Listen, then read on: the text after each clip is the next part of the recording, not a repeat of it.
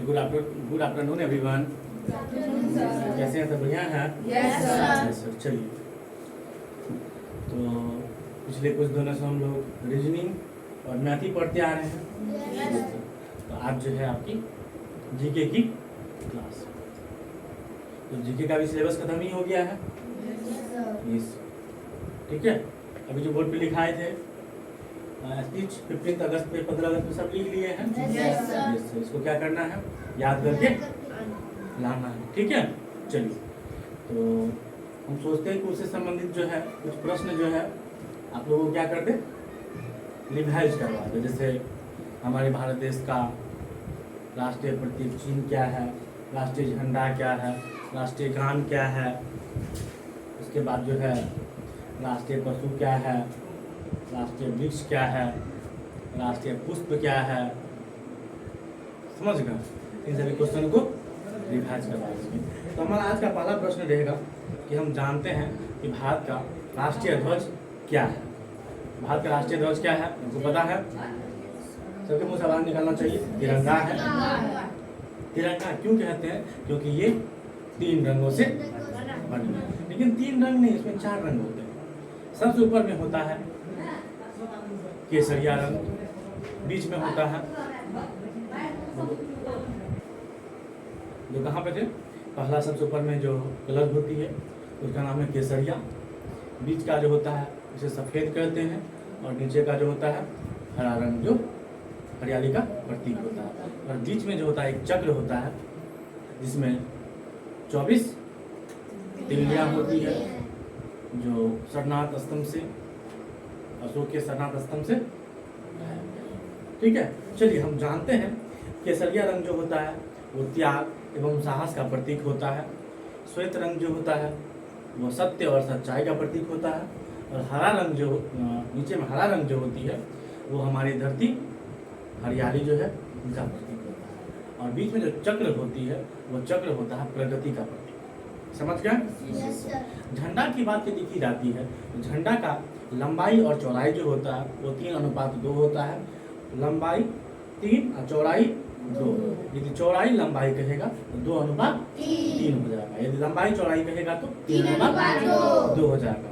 झंडा का डिजाइन जो है हम जानते हैं कि पिंगली वेंकैया नामक व्यक्ति ने तैयार किया, ठीक है।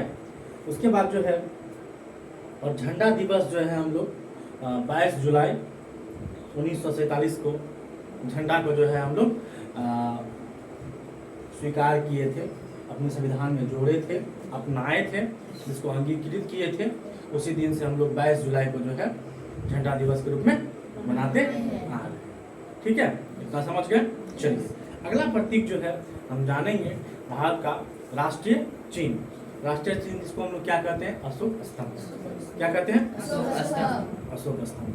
आपसे पूछेगा कि अशोक स्तंभ में जो है कितने शेर है या बाघ है? उसमें कौन सी चाहिए, शेर है कि बाघ है? शेर है ना? ये कितने हैं? 3 है कि 4 है? 4। 3 दिखते हैं सिंह, और एक जो है पीछे की ओर है जो हमें नहीं दिखता है। बीच में जो है एक चक्र बना हुआ है, समझ गया? उस पे शायद 3 जानवर का भी है ना। कौन कौन जानवर है? शायद शेर है, शेर नहीं है, हाथी है, बैल है और घोड़ा है।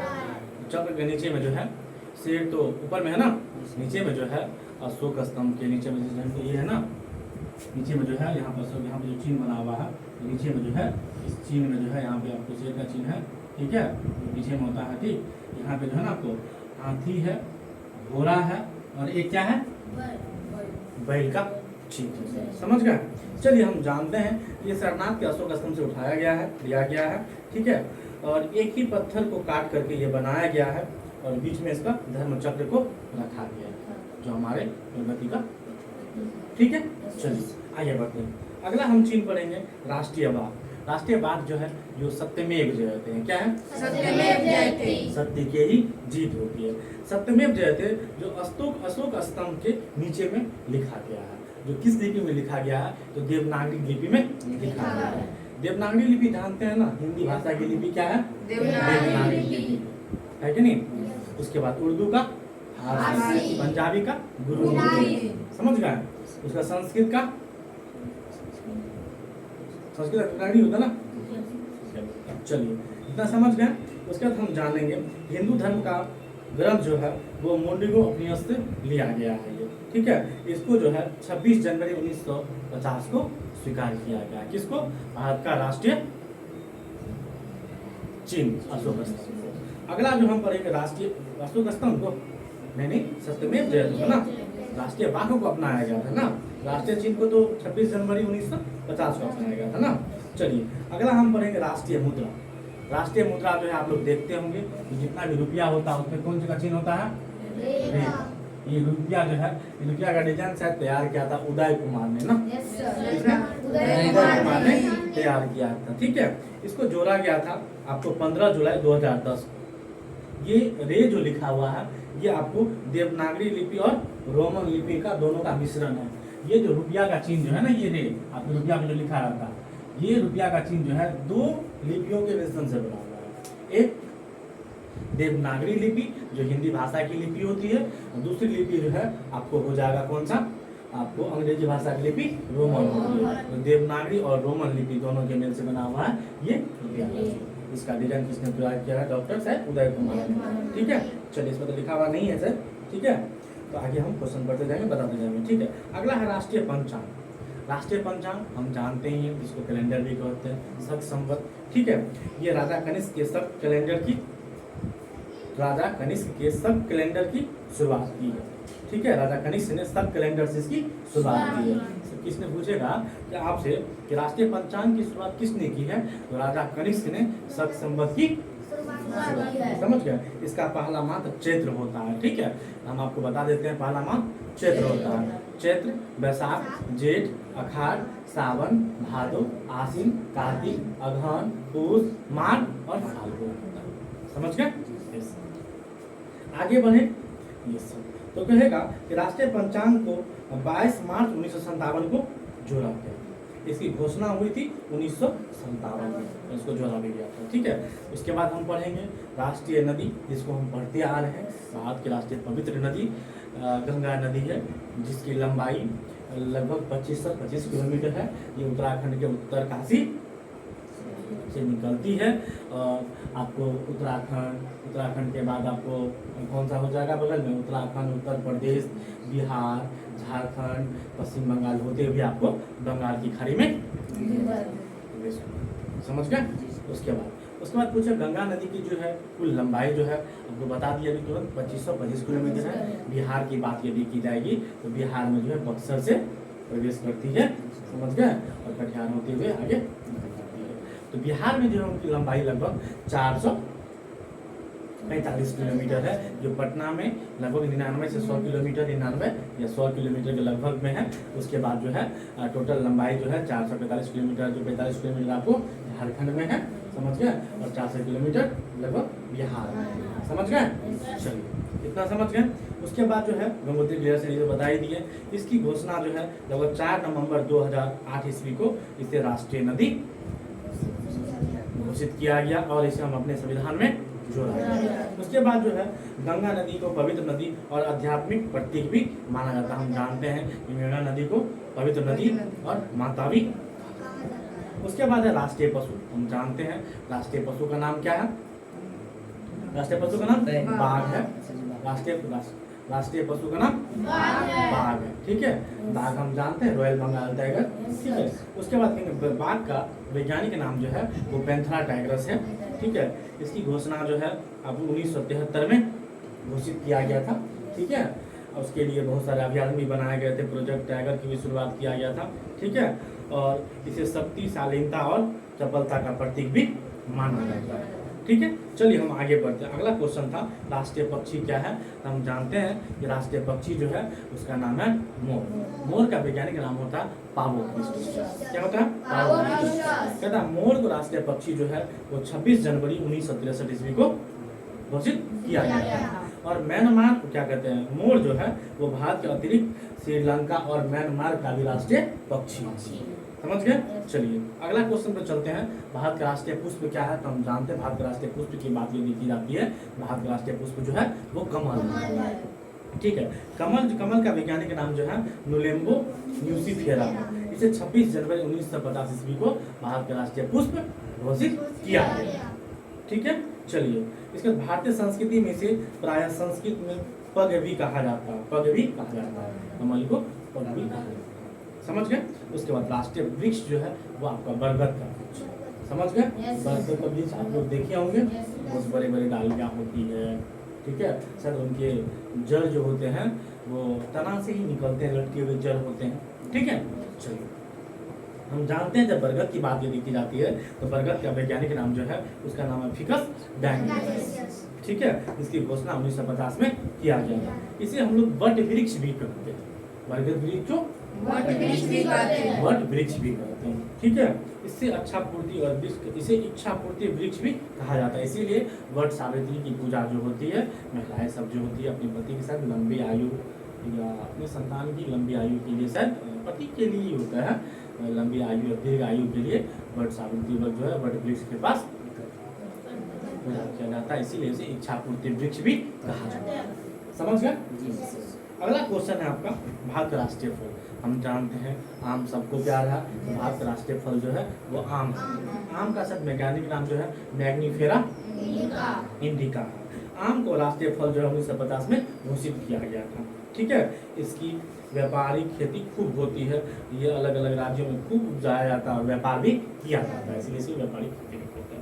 अगला क्वेश्चन है भारत का राष्ट्रीय गान जन गण मन। हम जानते हैं जन गण मन की बात यदि आती है तो हम लोगों को, हम यदि भारतीय हैं, हम सभी भारतीय हैं और हमारे राष्ट्रीय गान जन गण मन है, हमें इसे क्या करना चाहिए? हमेशा इसका सम्मान करना चाहिए। यदि आप जन गण मन और वंदे मातरम का यदि आप अपमान करते हैं, अब हमारे संविधान में जोड़ दिया गया है कि जो व्यक्ति इसका अपमान करता है उसे 3 साल की सजा हो सकती है, बाकी और कुछ जुर्माना भी उसे लग सकता है।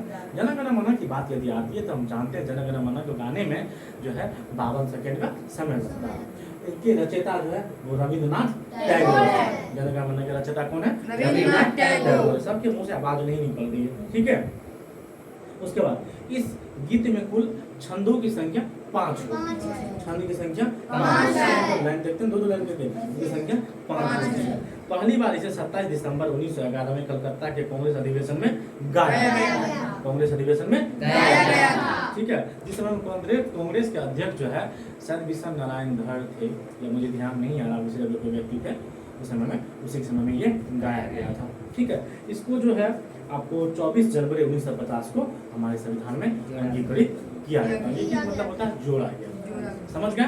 चलिए अगला क्वेश्चन पे चलते हैं हम लोग। भारत का राष्ट्रीय गीत जो है वंदे मातरम है। इसको गाने में लगभग 1 मिनट 6 सेकंड। ठीक है, और इनके रचयिता जो है आपको बताइए बंकिम चंद्र चटर्जी। भारत के राष्ट्रीय गीत के रचयिता बंकिम चंद्र चटर्जी। समझ गए? और ये उपन्यास जो है ये आनंद मठ से लिया गया है। तो भारत का राष्ट्रीय गीत अभी बोले थे कि इनका यदि कोई अपमान करता है तो खास करके राष्ट्रीय गीत करके ये आया है। अभी करेंट अफेयर्स का क्वेश्चन है, जिनको 3 वर्ष की सजा हो सकती है, बाकी उसे जुर्माना भी लग सकता है। समझ गए? चलिए अगला क्वेश्चन क्या था? हम जानते हैं कि भारत का राष्ट्रीय जलीय जीव उसे तो मछली खाना सबको पसंद है। ठीक है, तो भारत का राष्ट्रीय जलीय जीव जो है आपको ये डॉल्फिन है, गंगाई डॉल्फिन है। इसे मारना सख्त निषेध है। यदि आप इसको मारते हैं या किसी भी तरह से क्षतिपूर्ति या नुकसान पहुंचाते हैं तो आपको पे कानून कार्रवाई, आपको सजा भी हो सकती है। समझ गए? चलिए इसका वैज्ञानिक नाम है प्लेटेनिस्टा और गैंगेटिका। ठीक है, इसे 5 अक्टूबर 2009 को अपनाया गया था भारत का राष्ट्रीय जलीय जीव। समझ गए? चलिए इसे उत्तर प्रदेश और असम का भी जलीय जीव कहा जाता है। उत्तर प्रदेश और असम की बात आते हम जानते हैं असम के मुख्यमंत्री कौन है? हेमंत बिस्वा शर्मा है ना? हेमंत बिस्वा शर्मा है। भारत के सबसे पूर्वी राज्य भी असम है नहीं, अरुणाचल प्रदेश है। क्या है? अरुणाचल प्रदेश है। देखिए तो तुम लोग का ध्यान कहाँ है? हम बोले जा रहे हैं, आप लोग का ध्यान कहीं और है। ये 15 को आवाज लगता है क्या आ रही है? चलिए इतना समझ गए? अगला है डॉल्फिन संरक्षण केंद्र जो है आपको पटना में भी है, भागलपुर सब में भी खोला गया है, सब जगह केंद्र है। ठीक है। और 2 और बच गया है भारत का राष्ट्रीय विरासत पशु। हम जानते हैं एक भारत का राष्ट्रीय पशु होता है, एक विरासत पशु होता है। विरासत पशु की यदि बात की जाती है तो हम जानते हैं कि भारत का विरासत पशु जो है आपको किसे कहा जाता है, तो हाथी को हम जानते हैं। हाथी के बारे में जानते हैं, हाथी के बारे में आप लोग जानते हैं? यस सर, जी जानते हैं। तो हाथी का वैज्ञानिक नाम जो है उसका नाम है एलिम्पस मैक्सिमस। ठीक है। इसे वर्ष 2010 में हमारे संविधान में जोड़ा गया था, इसे राष्ट्रीय पशु घोषित किया गया था। हाथियों के संरक्षण हेतु प्रोजेक्ट एलिफेंट की शुरुआत फरवरी 1992 में शुरू हुई थी, बाघ का 1973 में। ठीक है। चलिए हम जानते हैं हाथियों के संरक्षण हेतु जागरूकता और उद्देश्य के प्रत्येक 12 अगस्त को विश्व हाथी दिवस भी मनाया जाता है। हम जानते हैं कि हाथी के खाने के दांत अलग और दिखाने के दांत अलग, और हाथी के दांत बहुत महंगे बिकते हैं। ठीक है। वैसे इसे काटना या ले जाना वर्जित है, अपराध है, दंडनीय अपराध है, क्योंकि इसी से बहुत सारे आप शंखा चूड़ी जो महिलाएं सब पहनती है, बहुत सारे ऐसे झुमके कंगना ऐसा बनाया जाता है जो बहुत ही अच्छा और सुंदर होता है और बहुत महंगे दामों में बिकते हैं। इसीलिए हाथी के दांत वैसे ले जाना क्या है, वर्जित है और दंडनीय अपराध है। या किसी जिंदे हाथी को मार करके उसे दांत काट करके ले जाना, उसका ये क्या है, दंडनीय अपराध है। ठीक है। चलिए इतना हम जानते हैं। उसके बाद आती है भारत के राष्ट्रीय पर्व। खास करके ये चैप्टर जो आपका हम रिवाइज करवाए हैं, ये पर्पस इसीलिए था कि हम आने वाले समय में जो है कुछ ही दिनों में हमारी स्वतंत्रता दिवस 15 अगस्त आने वाली है। ठीक है। तो हम जानते हैं भारत के राष्ट्रीय पर्व वैसे बहुत सारे हैं, लेकिन प्रमुख की बात यदि की जाती है तो 3 को हम लोग मानते हैं। एक 26 जनवरी, जिस दिन हमारे भारत देश का संविधान लागू किया गया, उसको बनाने में लगभग 2 वर्ष 11 महीने 18 दिन। उसे संविधान के जनक जो है भीमराव अम्बेडकर को कहते हैं और सलाहकार उसे BN राव को कहते हैं। अस्थायी अध्यक्ष डॉक्टर राजेंद्र प्रसाद है और अस्थायी अध्यक्ष सचिदानंद सिंह है। ठीक है, समझ गए। बाकी और आगे हम पढ़ेंगे। ठीक है, हम इसको देख लेते हैं। तो गणतंत्र दिवस यानी 26 जनवरी, जिसको इंग्लिश में रिपब्लिक डे। ठीक है। इस दिन संविधान, भारत देश का संविधान 26 जनवरी 1950 को लागू हुआ था। इस दिन से हम लोग गणतंत्र दिवस मनाते हैं। ठीक है। उसके बाद हम चलेंगे 15 अगस्त के बारे में, जिसको हम लोग क्या करते हैं, इंडिपेंडेंस डे। जिसको हम क्या करेंगे, आगे हम इसका स्पीच दिखाएं आपको। इंडिपेंडेंस डे आपको कुछ ही दिनों में हम क्या करेंगे, अपने बगल वाले वर्ल्ड में क्या करेंगे। ठीक है। 15 अगस्त की बात यदि आती है तो हम जानते हैं कि ब्रिटिश यानी अंग्रेज जब हमारे भारत देश में व्यापार करने आए थे, धीरे धीरे हमारे भारत देश पे क्या कर लिए, अपना कब्जा कर लिए। लगभग 200 साल तक अपना अधिकार जमाए। उसके बाद जो है हमारे भारत देश के पहले व्यक्ति जिसका नाम है मंगल पांडे जी, आवाज उठाए झांसी की रानी, और बहुत सारे स्वतंत्रता सेनानी थे, भगत सिंह, महात्मा गांधी, इन सभी ने काफी संघर्ष किए। ठीक है। उनके बाद हमें 15 अगस्त 1947 ईस्वी को आज़ादी मिली। ठीक है। तो इसीलिए हम लोग आज़ादी का दिवस 15 अगस्त 1947 को मनाते आए हैं, इस बार भी मनाएंगे। समझ गया। उसके बाद आती है आपकी कौन सी, सर गांधी जयंती है। गांधी जी की बात आती है तो गांधी जी की बहुत ही वैसे बहुत आदमी इनके बारे में बताते भी हैं। ठीक है। जो हमारे देश की रक्षा भी किए, बहुत चीज़ में नुकसान भी पहुंचाए, नुकसान कुछ नहीं पहुंचाए, सबकी सोचने की दृष्टि अलग अलग होती है। ठीक है। इसके अनुसार हम जानते हैं कि महात्मा गांधी की बात यदि आती है तो महात्मा गांधी को हम लोग अभी प्यार से बापू भी कहते हैं और राष्ट्रपिता भी कहते हैं। ठीक है। और बहुत सारा इनका नाम है। ठीक है। उसके बाद भर्ती करने वाला सार्जेंट भी कहा जाता है। ठीक है। महात्मा गांधी की यदि बात आती है तो हम जानते हैं महात्मा गांधी का जन्म जो है 2 अक्टूबर 1869 ईस्वी को पोरबंदर गुजरात में हुआ था। महात्मा गांधी के पिता जो है उनका नाम था को मोहनदास करमचंद गांधी। उनकी माता जी का नाम था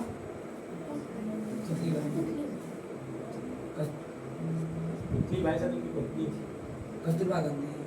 कस्तूरबा गांधी।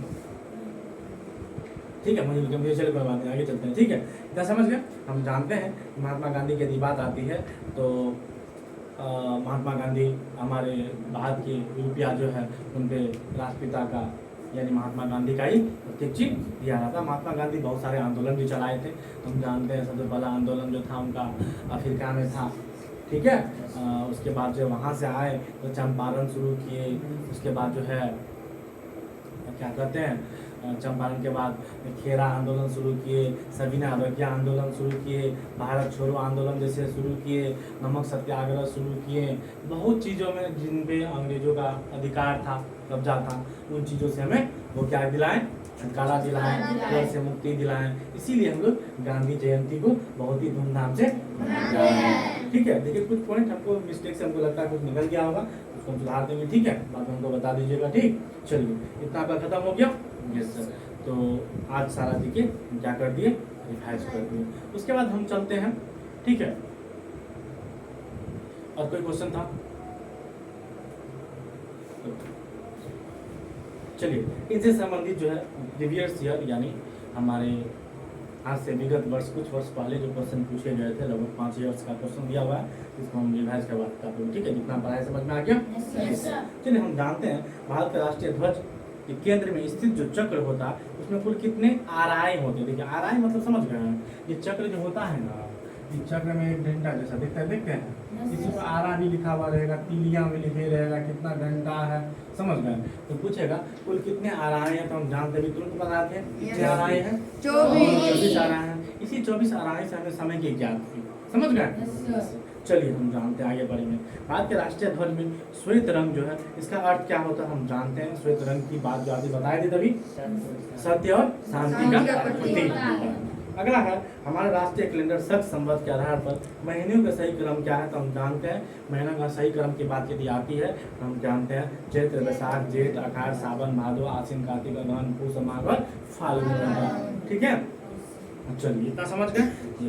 तो अगला है निम्नलिखित में से कौन सा राष्ट्रीय पर्व है, तो हम जानते हैं राष्ट्रीय पर्व की बात यदि आती है तो हम जानते हैं राष्ट्रीय पर्व तुरंत बताए थे ना, 3 ही है।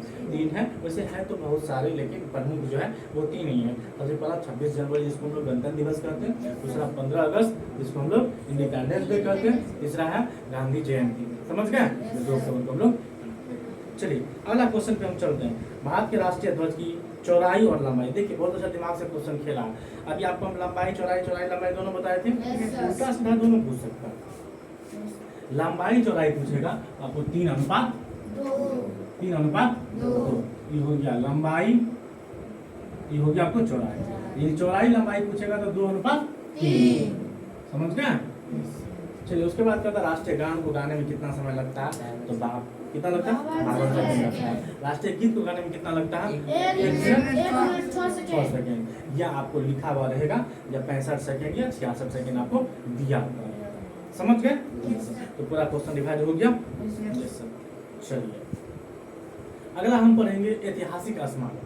ऐतिहासिक स्मारक हम जानते हैं कि हमारे भारत देश में बहुत सारे ऐसे ऐतिहासिक स्मारक हैं जो बहुत सारे शासक आए, शासन किए, अपने स्मारक बनाए, ताजमहल बनाए, बहुत जैसे लाल किला बनाए, इंडिया गेट बनाए। ठीक है, इन सभी स्मारकों के बारे में हम लोग क्या करेंगे, रिवाइज करेंगे 10%। ठीक है, चलिए हम जानते हैं। पहला स्मारक का नाम होता है ताजमहल। ताजमहल हम जानते हैं कि कहाँ स्थित है। ताजमहल जो है आपको आगरा उत्तर प्रदेश में स्थित है, जिसका निर्माण जो है शाहजहां ने करवाया था। उनकी पत्नी मुमताज, जिनके देहांत होने पर उनकी मुमताज की याद करने में यादगार में वो बनाया गया, यही कहा जाए। उसके बाद हम जानते हैं कि ये मकबरा जो है यमुना नदी के दाहिने किनारे पर स्थित है। इसे यूनेस्को 1983 में यूनेस्को में जोड़ा गया। ठीक है, अगला हम चलेंगे लाल किला, जिसको हम रेड फोर्ट भी कहते हैं। लाल बलुआ पत्थर से बना हुआ है। ठीक है, इसको भी शाहजहां ने बनवाया था। ये लाल किला कहाँ स्थित है, दिल्ली में।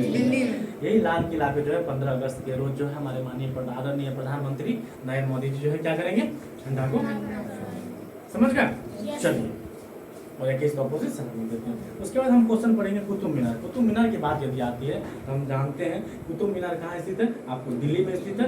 इसे जो है कुतुबुद्दीन ऐबक ने बनवाया, समझ गए।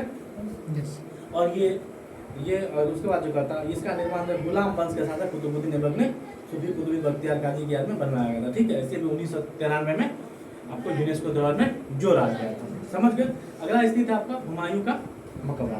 हम जानते हैं हुमायूं का मकबरा जो है इसे हाजी बेगम ने बनवाया था, और ये कहाँ स्थित है, दिल्ली में। कहाँ पे स्थित है, दिल्ली में। किसने बनवाया था, हाजी बेगम ने। अगला स्थित है जामा मस्जिद। जामा मस्जिद हम जानते हैं दिल्ली में है, इसे भी शाहजहां ने ही बनवाया था, समझ गए। अगला बीबी का मकबरा औरंगजेब ने बनवाया था। ये कहाँ है, औरंगाबाद महाराष्ट्र में स्थित है। ठीक है, इसे दक्कन का ताज भी कहा जाता है। आपसे पूछ सकता है कि दक्कन का ताज किसे कहा जाता है, तो हम जानते हैं दक्कन का ताज जो है बीबी के मकबरा को कहा जाता है, जिसे किसने बनवाया था, औरंगजेब ने बनवाया था, समझ गए। अगला क्वेश्चन की बात आती है चार मीनार। हम जानते हैं चार मीनार कहाँ स्थित है, आपको हैदराबाद तेलंगाना की राजधानी हैदराबाद, ठीक है। उसके बाद इसे मोहम्मद कुली कुतुब शाह ने बनवाया था, ठीक है। ये विश्व स्तर पर हैदराबाद के प्रतीक रूप में भी जाना जाता है। इसकी ऊंचाई जो है लगभग 48.7 मीटर है और 160 फुट लगभग है। हम जानते हैं 1 फीट बराबर कितना इंच होता है, ठीक है। आपको इंच में भी दे सकता है, उसे आप फुट में डिवाइड कर दीजिएगा, ठीक है। चलिए अगला है दिलवारा का जैन मंदिर। हम जानते हैं दिलवारा का जैन मंदिर जो है ये माउंट आबू में स्थित है। माउंट आबू की बात यदि की जाती है तो राजस्थान है। राजस्थान की राजधानी जयपुर है, नहीं? चलिए इतना हम जानते हैं इसे सोलंकी राजवंश ने बनवाया था, समझ गए। चलिए इसे 5 मंदिरों का समूह भी कहा था, ये 5 मंदिरों का समूह भी कहा जाता है और इसे जैन तीर्थकारों को समर्पित करता है। अगला है विजय स्तंभ। विजय स्तंभ हम जानते हैं चित्तौड़गढ़ राजस्थान में स्थित है, जिसे राजा कुंभ ने बनवाया था, समझ गए। चलिए उसके बाद जो कुछ इंपॉर्टेंट है जिसको हम पढ़ देते हैं। अगला है जंतर मंतर। जंतर मंतर हम जानते हैं जयपुर के राजस्थान के जयपुर में स्थित है, जिसे सवाई सिंह ने बनवाया था, ठीक है। चलिए यह धूपगढ़ी के रूप में वास्तुकला में अपूर्व एक नमूना है, ठीक है। चलिए अगला हम जानते हैं अजंता की गुफाएं। हम जानते हैं अजंता की गुफाएं जो है ये महाराष्ट्र के औरंगाबाद में स्थित है, जिसे सातवाहन राजवंश ने बनवाया था, ठीक है। उसके बाद कोणार्क का सूर्य मंदिर। हम जानते हैं कोणार्क के सूर्य मंदिर की बात यदि आती है तो यदि हमारे उड़ीसा में है।